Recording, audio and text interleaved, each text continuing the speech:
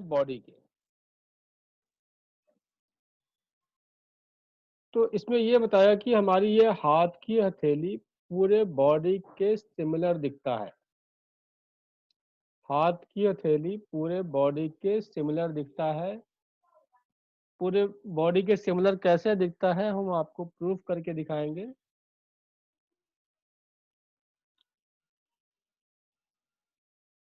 जैसे हम एग्जांपल देते हैं, इसको प्रूफ करने से पहले एक छोटा सा एग्जांपल देते हैं कि जैसे एक बच्चे का जन्म होता है तो उसके फेस को,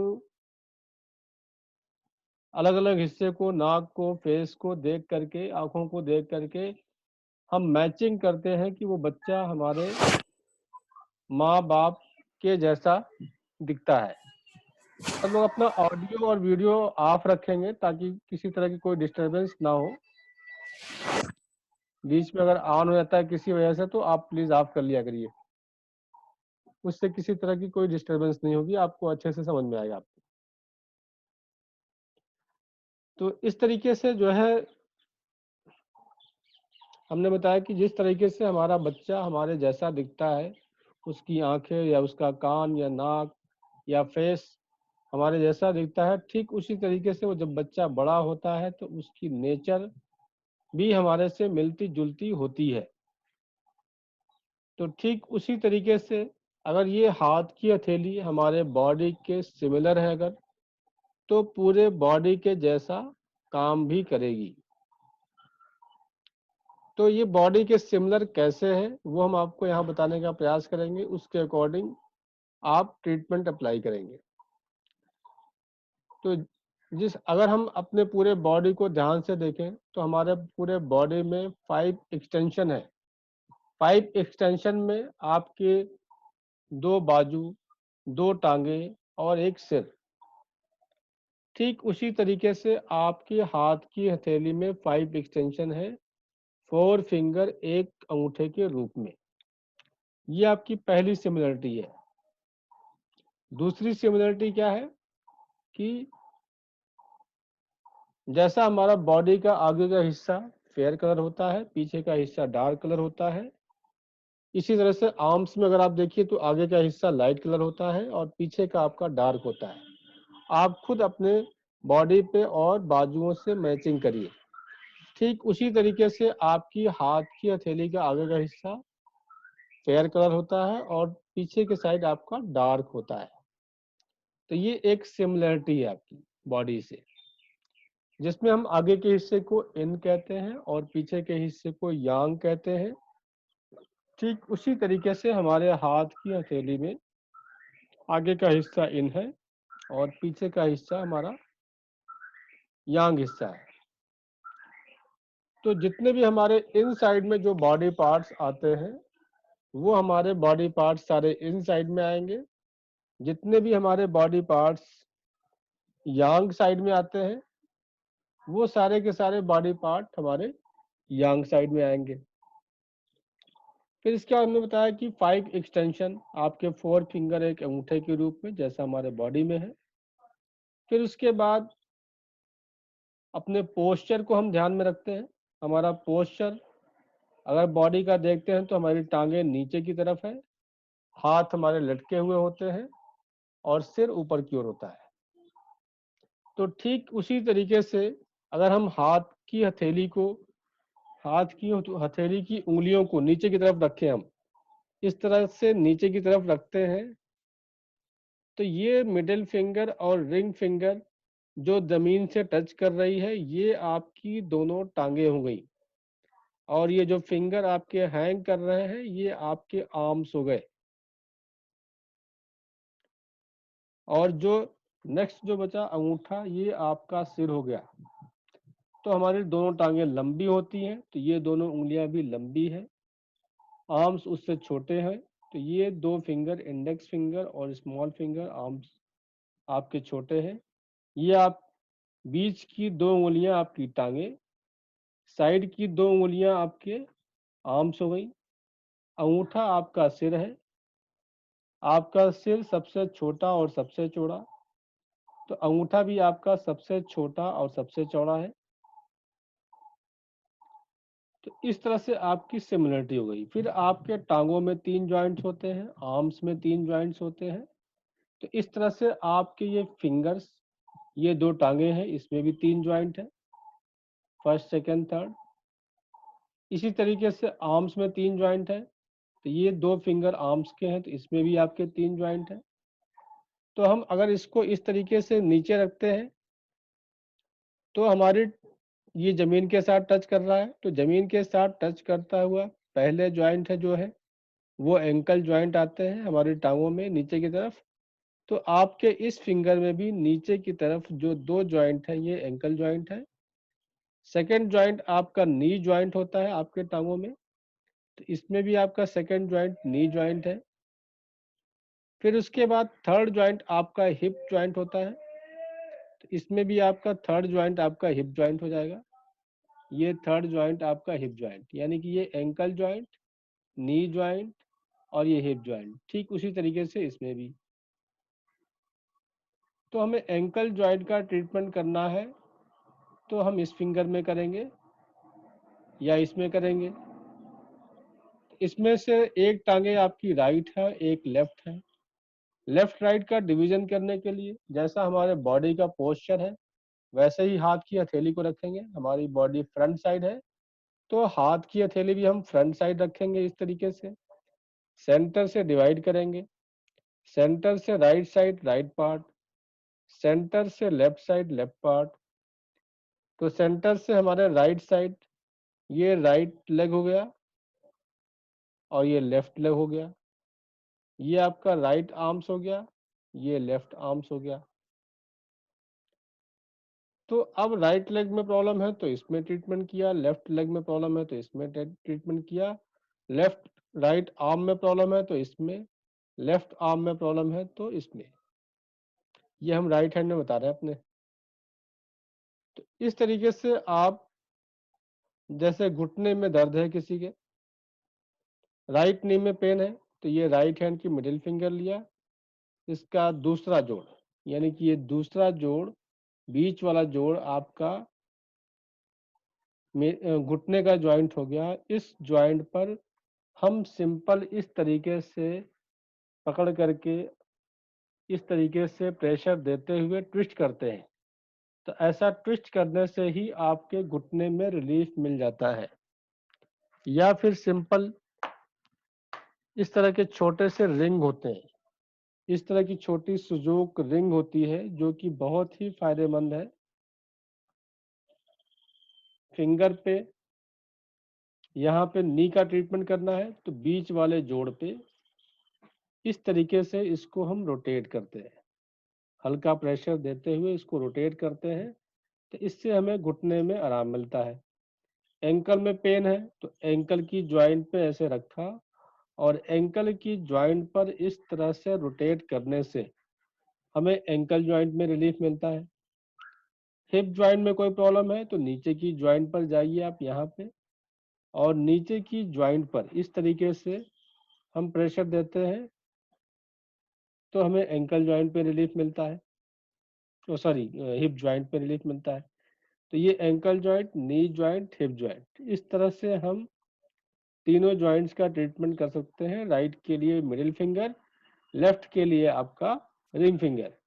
और आर्म्स के किसी जॉइंट में प्रॉब्लम है तो आर्म्स का पहला जॉइंट आपका ये रिस्ट जॉइंट है, सेकंड जॉइंट आपका एल्बो जॉइंट है, थर्ड जॉइंट आपका, पहला रिस्ट जॉइंट, सेकंड एल्बो और थर्ड आपका शोल्डर जॉइंट। ठीक उसी तरीके से इसमें भी पहला जॉइंट आपका रिस्ट जॉइंट, इस पर हम प्रेशर देंगे रिस्ट की प्रॉब्लम के लिए। सेकंड आपका एल्बो जॉइंट के लिए यहाँ प्रेशर देंगे चारों तरफ। शोल्डर जॉइंट के लिए हम नीचे की जॉइंट पर प्रेशर देंगे, तो इससे शोल्डर जॉइंट की प्रॉब्लम हमारी ठीक होती है। एक तो हम हाथ से प्रेशर दे सकते हैं, दूसरा इस रिंग के माध्यम से प्रेशर दे सकते हैं। इस तरीके से डाल करके इसको हम इस तरीके से रोटेट करते हैं सिंपल। इसको रोटेट करने से आपको रिलीफ मिलता है।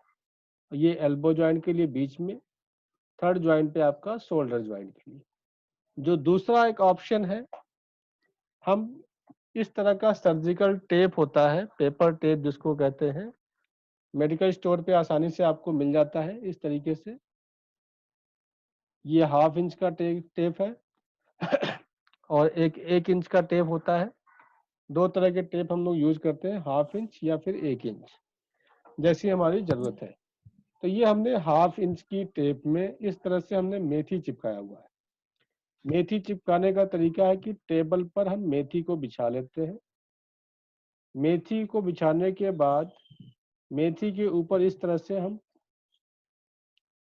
टेप को रख देते हैं।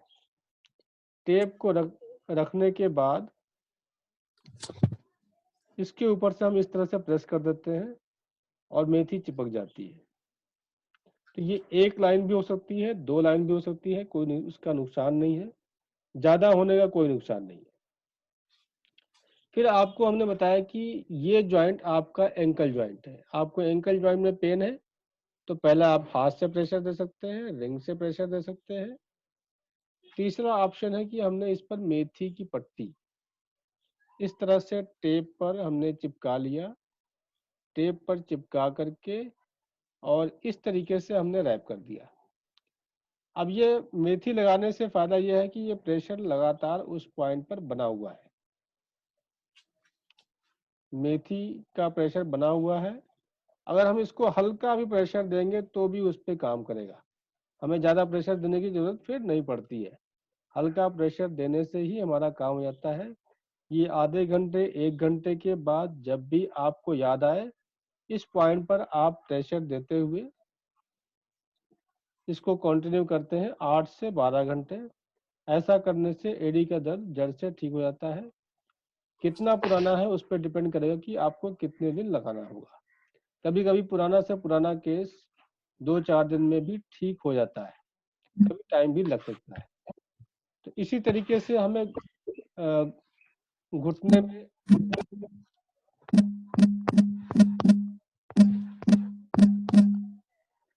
इसी तरह से हमें किसी का अपना ऑडियो म्यूट कर लिया करिए, इससे आवाज आती है। इसी तरीके से हमें घुटने का ट्रीटमेंट करना है। तो जैसा कि घुटने का आप अगर जोड़ देखते हैं तो घुटने का जोड़ आपका जो है इससे भी जो है एंकल जॉइंट से बड़ा एरिया होता है। उस तो ठीक उसी तरीके से आप मिडिल फिंगर के मिडिल जॉइंट में अगर देखते हैं तो ये एरिया भी थोड़ा सा चौड़ा एरिया है। तो इस चौड़े एरिया को कवर करने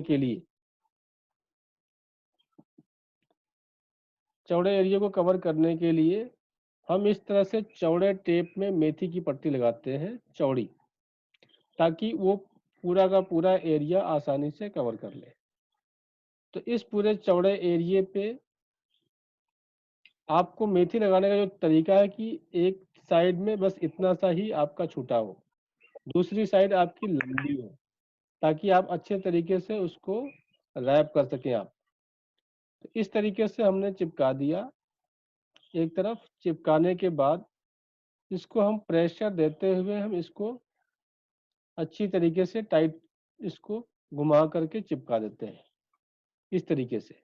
इस तरीके से हमने चिपका दिया। अगर साइडों में मेथी निकली हुई तो उसको निकाल दीजिए ताकि टेप अच्छी तरीके से चिपक जाए और देर तक आपकी ताकि लगे रहे। तो इसको हम लोग बीच बीच में फिर इस तरीके से हम लोग प्रेशर देंगे मेथी को। तो ये घुटने की जो भी प्रॉब्लम होगी, चाहे घुटने में गैप हो, चाहे घुटने में स्वेलिंग है, या आपका मूवमेंट में दिक्कत आती है, किसी भी तरह की घुटने की प्रॉब्लम है, तो यहाँ पर रेगुलर लगाने से घुटने की प्रॉब्लम आपकी ठीक होती है। तो इस तरीके से हिप जॉइंट में प्रॉब्लम है तो नीचे की जॉइंट पर हम मेथी की पट्टी लगा सकते हैं। तो इस तरह से आपको 3 आसान तरीके, पहला हाथ से प्रेशर दे सकते हैं, दूसरा रिंग से प्रेशर दे सकते हैं, तीसरा मेथी की पट्टी लगा सकते हैं। तीनों के हमने अलग अलग तरीके आपको बता दिए हैं। जो भी तरीके आप अपनाएंगे, आपके पास कुछ भी नहीं है, हाथ से प्रेशर देंगे तो भी आपको आराम मिलेगा। उसमें बस आपको मेहनत थोड़ी ज़्यादा करनी पड़ती है। टेप लगा के छोड़ दिया, इसमें आपकी मेहनत कम है। हल्का प्रेशर देंगे तो भी ये काम करेगा। रिंग आप लेमैन के तरीके से यूज करते हैं। तो हमें एक पॉइंट के साथ साथ और भी पॉइंट रखते हैं, हमें पूरी बॉडी का सर्कुलेशन ठीक होकर के कहीं ना कहीं से हम, अगर कोई प्रॉब्लम है तो वो ठीक होता है, नहीं है तो डे बाय डे हमारी रिकवरी होती जाती है।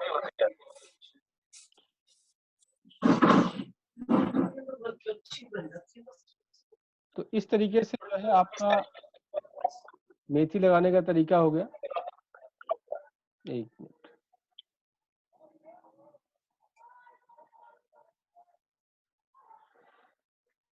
तो इसी तरीके से हमारे आर्म्स के किसी भी जॉइंट में कोई प्रॉब्लम है, रिस्ट में है तो हम यहाँ मेथी की पट्टी लगाते हैं, एल्बो में है तो यहाँ पर, और शोल्डर में है तो इस जॉइंट पर मेथी की पट्टी लगाते हैं। तो इससे हमारी प्रॉब्लम ठीक होती है। ये बाई चांस बीच में थोड़ा डिस्कनेक्ट हो जाता है तो आप इसको में फिर से ज्वाइन कर लीजिएगा, हम लोग क्लास को कंटिन्यू करेंगे। तो इस तरीके से आप सभी जोड़ का ट्रीटमेंट कर सकते हैं। इसके बाद आते हैं हम अंगूठे पर। अंगूठे में जो है आपका, हमने बताया कि ये फेस को रिप्रेजेंट करता है। हमारा सिर से लेके गले तक 2 ज्वाइंट होता है, पहला ज्वाइंट, ये दूसरा ज्वाइंट। ठीक उसी तरीके से आपके अंगूठे में आपके 2 ज्वाइंट है, 1 ज्वाइंट और 2 ज्वाइंट। आपके टांगों और आर्म्स में 3-3 ज्वाइंट्स हैं, तो इसमें भी आपके 3-3 ज्वाइंट्स बने हैं। आपके सिर से लेके गले तक 2 ज्वाइंट्स हैं, तो आपके गॉड ने जो है आपके अंगूठे में 2 ही ज्वाइंट बनाया है। तो नेचर ने आपको नाप तौल के भेजा हुआ है आपको। फिर उसके बाद हमारे पहले ज्वाइंट के ऊपर हमारे सभी सेंस ऑर्गन्स, आँख, कान, नाक। ठीक उसी तरीके से पहले ज्वाइंट से दूसरे ज्वाइंट तक गला है, तो इसमें भी पहले ज्वाइंट से दूसरे ज्वाइंट तक आपका गला होगा।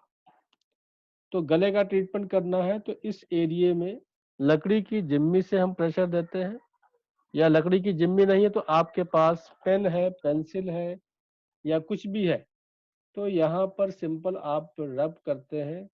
तो अगर आपको गले में किसी भी तरह की कोई प्रॉब्लम है तो ये गले की प्रॉब्लम यहाँ पर प्रेशर देने से ठीक होता है। तो आपको जो भी पॉइंट्स बता रहे हैं उस पर आप प्रेशर देंगे तो उससे आपको रिलीफ मिलता है आपको। फिर उसके बाद आप अंगूठे पे ध्यान से देखिए, अगर तो जो सेंटर में उभरा हुआ हिस्सा है वो नोज है। क्यों? क्योंकि नोज आपके पूरे फेस में सबसे सेंटर में सबसे उभरा हुआ हिस्सा है। ठीक उसी तरीके से आप अपने अंगूठे में ध्यान से देखिए तो आपका अंगूठा में जो उभरा हुआ हिस्सा है वो आपका नोज है। तो नोज पे हम आपको नोज बना के आपको हम दिखा रहे हैं।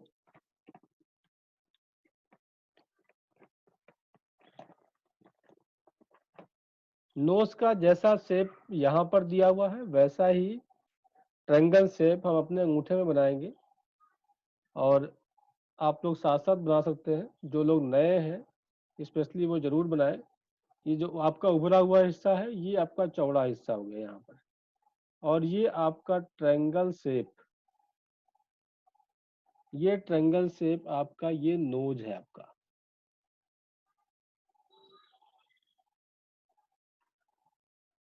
ये नोज का एरिया है आपका।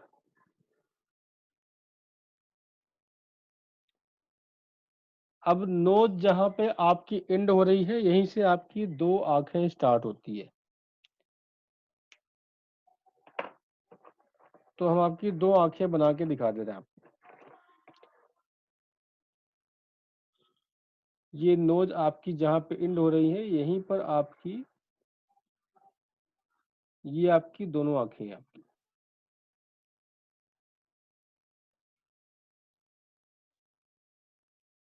इस तरह से आपके 2 आंखें हैं। जहाँ नोज की टिप एंड हो रही है वहां से आपकी 2 आंखें बन जाएंगी। तो आपको नोज यानी कि कफ कोल्ड है, रनिंग नोज है, साइनस है, साइनस की वजह से हेडेक होता है, तो नोज के पॉइंट पे हम रेड कलर अप्लाई करते हैं, ये कलर थेरेपी के माध्यम से, स्केच पेन से, या फिर हम यहाँ पे पेंसिल से, पेन से या लकड़ी की जिम्मी से प्रेशर दे सकते हैं, या यहाँ पर हम सीड भी लगाना चाहें तो सीड लगा सकते हैं। मैग्नेट भी लगा के ट्रीटमेंट करते हैं, मैग्नेट लगा के भी हम लोग ट्रीटमेंट करते हैं, वो भी कर सकते हैं। अगर जिसके पास मैग्नेट है वो स्टार मैग्नेट अप्लाई करेंगे। तो इस तरीके से नोज का ट्रीटमेंट हो गया। नोज के बाद नोज के ऊपर आपकी आईज है। आईज में जैसे गर्मी के मौसम में आंखें लाल हो जाती हैं, तो आंखों के पॉइंट पे हम ग्रीन कलर अप्लाई करेंगे, आंखों के पॉइंट पे ग्रीन कलर। फिर इसके बाद आंखों में विजन की प्रॉब्लम है, तो हम यहाँ पर काली मिर्च का दाना लगाते हैं, 2 काली मिर्च के दाने एक तरफ, 2 एक तरफ। इससे आपका आई विजन ठीक होता है, कैटरेक्ट है वो भी ठीक होता है। इस तरह से आंखों का ट्रीटमेंट हो गया। इसके बाद आपकी आंखें जहाँ पे एंड हो रही है, साइड में आपके ईयर है, दोनों साइडों में, ठीक इसमें भी आपके दोनों साइडों में आंख के बिल्कुल सीध में 2 ईयर होंगे। यहाँ पे हम ब्लैक कलर अप्लाई करते हैं ईयर के लिए, इन्फेक्शन है अगर, और हियरिंग प्रॉब्लम है तो ऑरेंज कलर अप्लाई करते हैं। ये भी बीच में डिस्कनेक्ट होने वाला है, तो आप ज्वाइन कर लीजिएगा दोबारा से। तो यहाँ पर अगर किसी को हियरिंग प्रॉब्लम है तो हम यहाँ दोनों साइडों में, इस तरह से दोनों साइडों में हम प्रेशर देते हैं। हेलो जी हेलो जी जी हेलो हाँ जी, बताइए। सर, मैं मीनाक्षी बोल रही हूँ। अभी आप नोज का डिस्कस कर रहे हैं ना, तो मैं इसलिए, मेरे को एक प्रॉब्लम है। जी नोज की गुड और बैड स्मेल कुछ नहीं आती 6-7 महीनों से। हाँ जी हाँ जी। उसके लिए ट्रीटमेंट बता दीजिए। इसके और लिए हेडेक रहता है, हाँ, हेडेक भी रहता है। इसके लिए नोज से जो स्मेल नहीं आती है, नोज के पॉइंट पर ही हम रेगुलर प्रेशर देंगे। प्रेशर देने से ही आपको इससे हाँ, रिलीफ मिल जाएगा आपको। ठीक है। जैसे कोई स्मेल आती है मतलब तो हेडेक होता है, लेकिन स्मेल फील